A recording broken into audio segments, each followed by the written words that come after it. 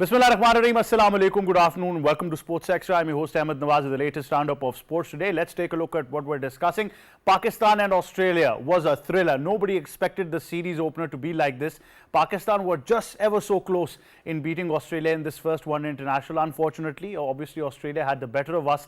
They won by just 2 wickets. Pakistan managed to take 8 wickets, courtesy that the total was below par in MCG. But then again, I think it was a tremendous fight. The unity once again was there for the team to be seen. And I think one thing which I'm very happy about is that Mohammad Rizwan's decision to be the captain, you know, the entire PCB saga that came, this was the first assignment for him as a skipper, has really given a lot of impetus to other players now as well, and especially Babar Azam. I think I saw highlights of the old Babar Azam coming back. He looked clinical, he was enjoying his shots. Unfortunately, he couldn't capitalize and continue further. Leg spin has been an issue for Babar Azam for quite some time.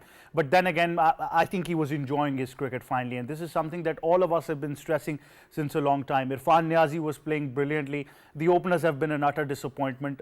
Naseem Shah, credit to him and Shaheen Shah Afridi tried to steady the ship, although Pakistan had nothing in that campaign as well. Mohammad Rizwan, the skipper, tried brilliantly as well. So itty-bitty performances in between, and I think the bowlers did a decent job. Unfortunate that the last 4-5 overs that Pakistan were bowling were a bit wavered. The field position couldn't match the bowling, and then Naseem Shah's injury. We pray that it's not serious and he carries on for the series as well. But nonetheless, I think it's a terrific start to the series, and Pakistan are going to lift themselves up from here once they move on to the SCG as well. So we talk about this, and then of course we move on and we tell you that India have suffered utter embarrassment at home.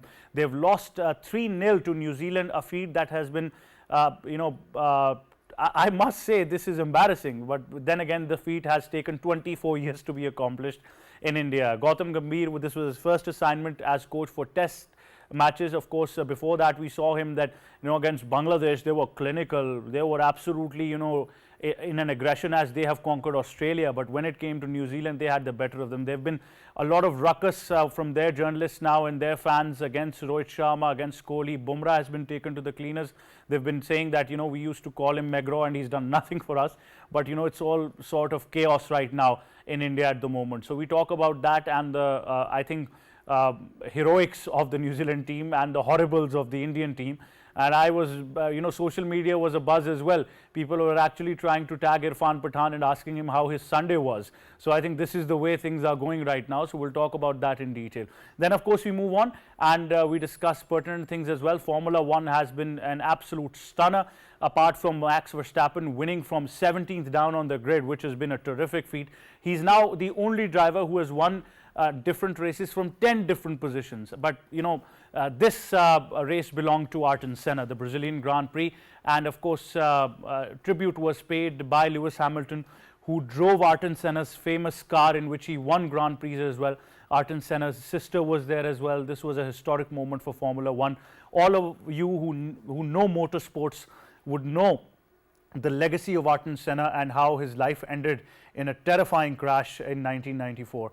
So I think a fantastic driver and a great tribute, holding the Brazilian flag, driving the same car that Ayrton Senna drove as well. It was a tremendous scene.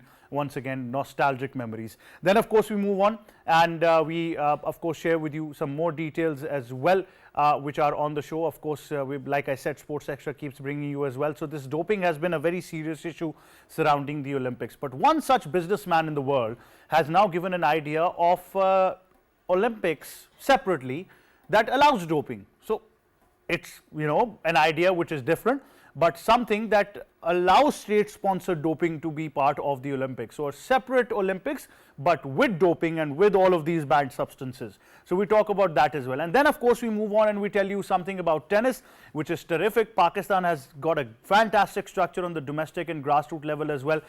Recent Khwaja Memorial Tennis Tournament took place in Sialkot, so we'll talk about that as well. This was the Anwar Khwaja Memorial Tennis Tournament, and of course a lot of players participated and showcased their skills as well, so we'll talk about that as well in detail. Time now to introduce the guests. First of all, joining us is cricket commentator, international broadcaster, presenter, and our sports expert, Asif Ahmed. Assalamu alaikum. How are you, sir? Walaikum assalam. I'm very well. And we've also been joined by first-class cricketer and expert here on our platforms, Kashif Majid. Assalamu alaikum. How are you, sir? Walaikum assalam. Perfectly all right. Thank you. Thank you very much for joining us. Now let's take a look at this report of Pakistan versus Australia. Australia beat Pakistan by 2 wickets in the first one-day international at the Melbourne Cricket Ground. Put into bat first, Pakistan's batting unit struggled against Australian bowling attack and could accumulate 203 runs before getting bundled out in the 47th over. The visitors got off to a shaky start to their innings as they lost debutant opener Saim Ayub for one in the third over with just 3 runs on the board. His opening partner Abdullah Shafiq tasted similar and was dismissed by Mitchell Starc. Former captain Babar Azam showed some resistance but was dismissed for a score of 37, while Kamran Ghulam fell for 5 runs to Pat Cummins. And taken. That is brilliant from Pat Cummins. Salman Ali Agha was out for 12 runs to Shane Abbott. Abbott with the short one, which is... Skipper Mohammad Rizwan made 44 runs while Naseem Shah hit 4 sixes and scored 40 runs to bring Pakistan above the 200 mark. Man down there, he's got enough though, it's too big. Them on the scoreboard. Oh, that's advances down. Starc led the way for Australia with 3 wickets, followed by Adam Zampa and Pat Cummins with 2 each. Hits the stumps, hits leg stump. And out, taken, Mitchell Starc. In reply for Australia, Josh Inglis scored 49 runs and Steven Smith made 44 runs. Put that away as Inglis had it out.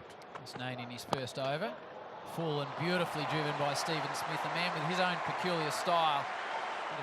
Pat Cummins, who held the nerve and once again saw Australia reach home in a tense chase, remained unbeaten with 32 runs. That's not a great delivery for the moment. Short and wide, and Pat Cummins is up to the challenge. For Pakistan, Haris Rauf picked 3. Don't know if that'll be declared as short, but it will be declared. Maxwell beats the outside edge, and gets the outside. While Shaheen Shah Afridi picked 2 wickets. Same shot, Irfan in the game.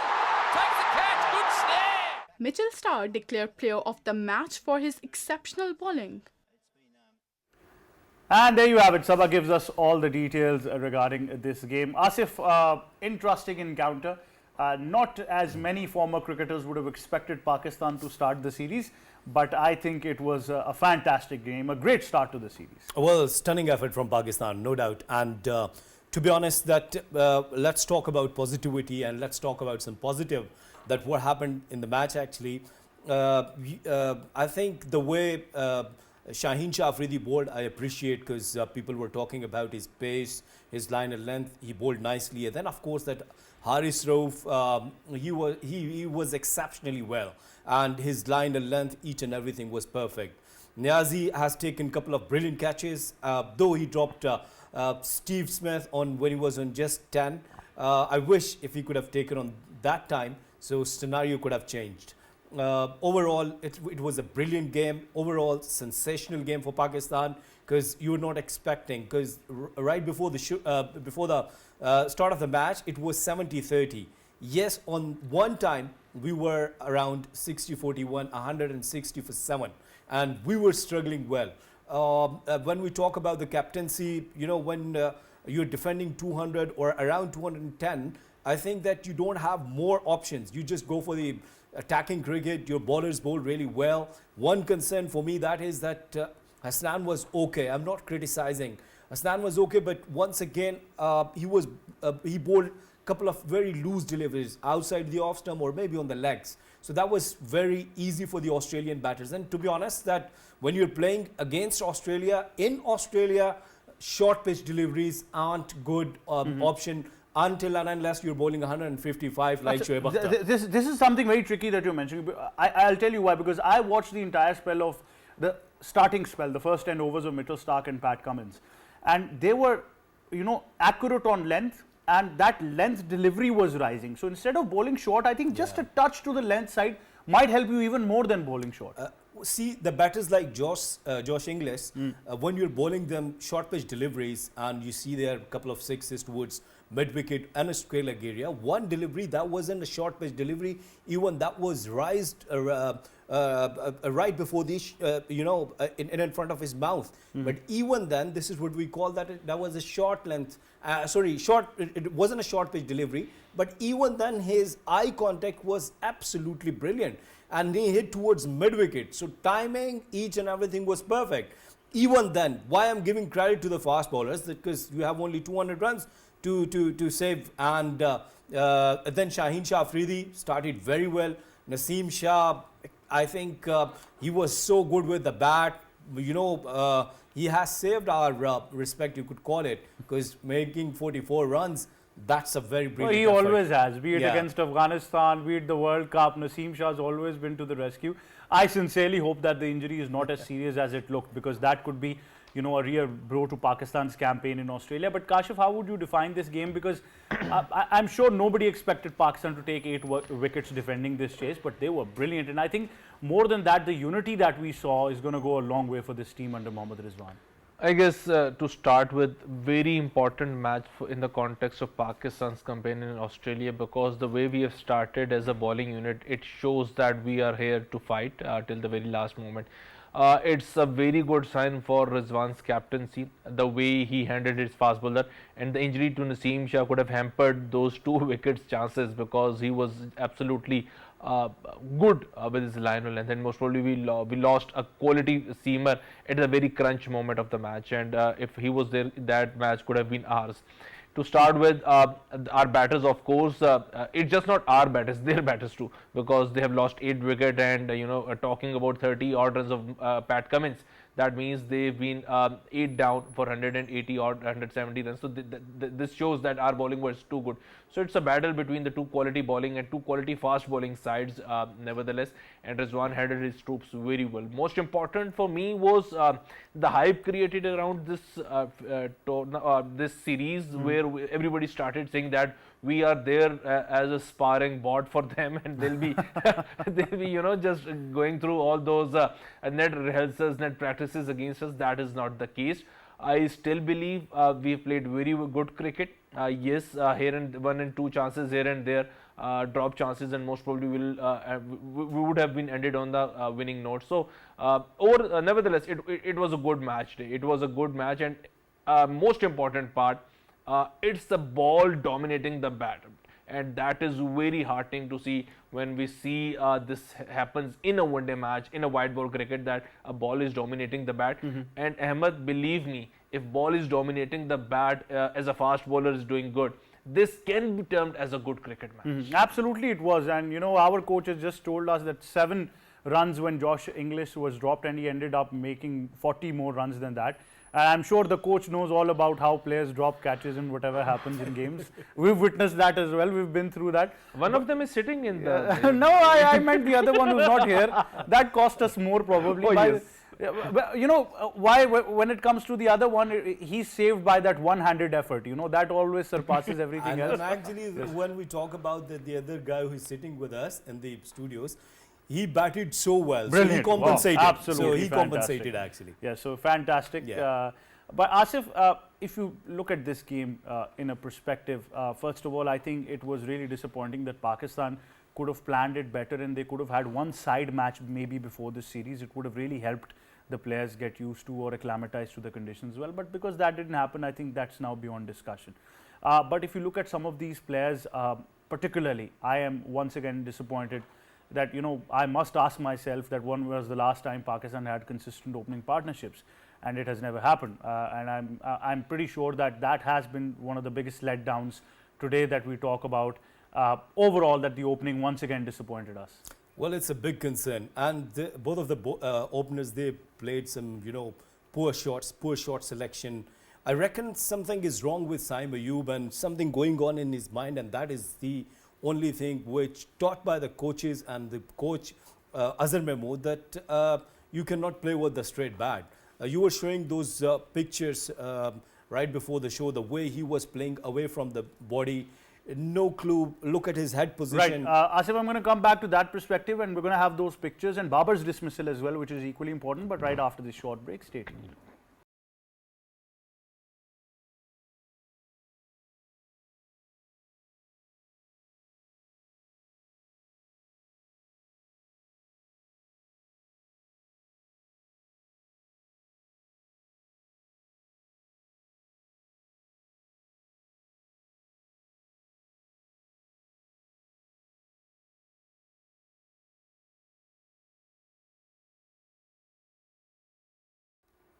All right, welcome back. And now we tell you a historic moment in the world of Test cricket. Let's take a look at this report.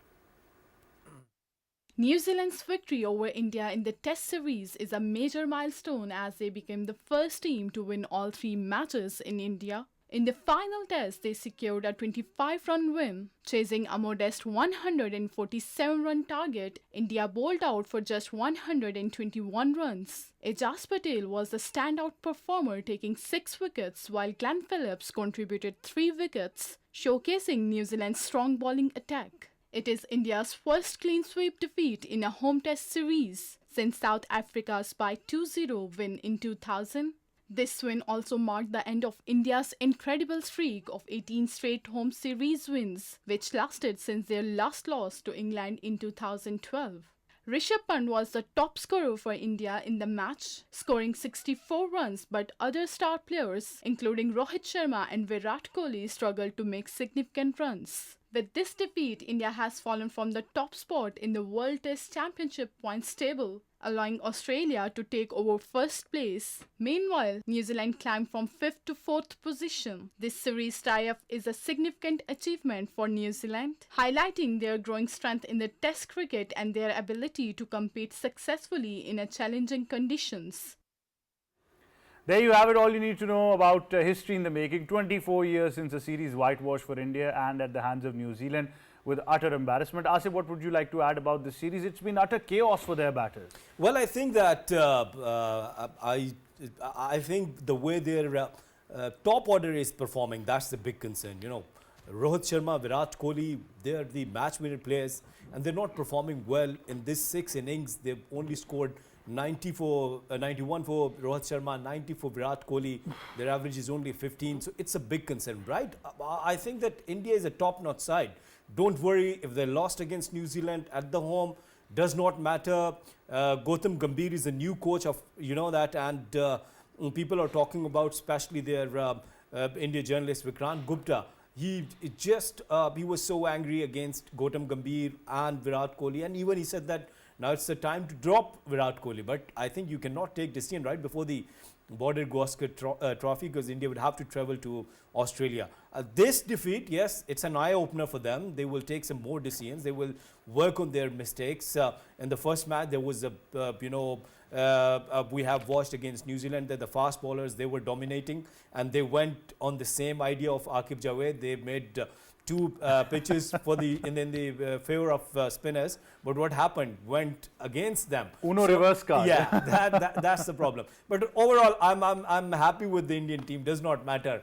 They won T20 World Cup. They have qualified for the final of the World Test Championship, and they played the final of the World 50 overs World Cup. So don't worry, India is a good side. Well, certainly they are. Nobody obviously can take that away from them. But Kashif, what has been the letdown for them in the series? Where have they struggled? Has it been swing bowling, fast bowling, or too much of T20 cricket?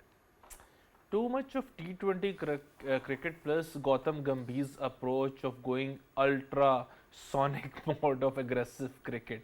Most probably this is just not the way to do it, and for me, going through this Indian batting lineup, I still believe they'll be good playing away from the home, most probably in Australia, because of their hard hands, playing those aggressive strokes, cuts and pulls and those expensive drives. Playing in India demands a different approach. Playing in India against the quality spin demands a different approach, and most probably for me, the middle order was just not fully equipped to play that. Talking about their openings and their top order, it was again that ultra sonic aggressive mode of Rohit Sharma. This was bound to happen. I was thinking of 2-1 in India's favor. Most probably they'll be going down the slope, but 3-0, it's primarily New Zealand's victory. It's just not India's failure. It's New Zealand's victory, and they played a quality cricket. Again, you talk about New Zealand's approach towards cricket. It's very simple and very basic. Play to your natural, and everybody was doing that. When we talk about Indians' approach to the cricket, they wanted to be ultra aggressive, and that just couldn't happen. Playing this spin, this new generation of Indian cricketers and primarily the batsmen, they have to work very hard. Going through. Even let's talk about Rishabh Pant. Rishabh Pant's performances against the quality pace is always there. He flourished in Australia. He was good in other parts of the world, but I haven't seen his exceptional performances in India against a quality spin Definitely. side. I think the last textbook batters that they've got is Chiteshwar Pujara probably. I think he was very solid. But thank you very much, K. Asif and Kashim Majid, for joining us. On that note, now we move on to something very particular and very historic at the F1 circuit in the Brazilian Grand Prix. Let's take a look. British driver Lewis Hamilton has won 7 Formula One titles, holds multiple records and has clocked some of the fastest lap in history. But the greatest honor of his career, according to the 39-year-old, came this year as he drove the late Ayrton Senna's title-winning car around Interlagos ahead of Brazilian's Grand Prix. Ayrton Senna was a Brazilian racing driver who competed in Formula One from 1984 to his death in 1994. Senna won 3 Formula One World Driver Championship titles and at the time of his death held the record for most pole positions, 65 among others. He won 41 Grand Prix across 11 seasons. Ahead of the race, he competed a number of laps on the wet track, pulling over at one point to take a Brazilian flag from a marshal, just like Senna did after his emotional breakout victory at home. Hamilton had a special connection to Senna's home country, winning his maiden world title in dramatic circumstances at the 2008 Brazilian Grand Prix. In 2022, he was made an honorary Brazilian citizen. Well, there you have it. Malaika gives us the details of this iconic Brazilian Grand Prix that has paid tributes to Ayrton Senna, especially courtesy of Lewis Hamilton. The race was, of course, won by Max Verstappen. Absolutely, I think, a remarkable feat for him. 10 different podium places to win a race is 10 different qualifying places, I beg your pardon, to win races is exceptional. Now let's take a look at this very interesting report of a domestic tennis tournament that was held in Sialkot.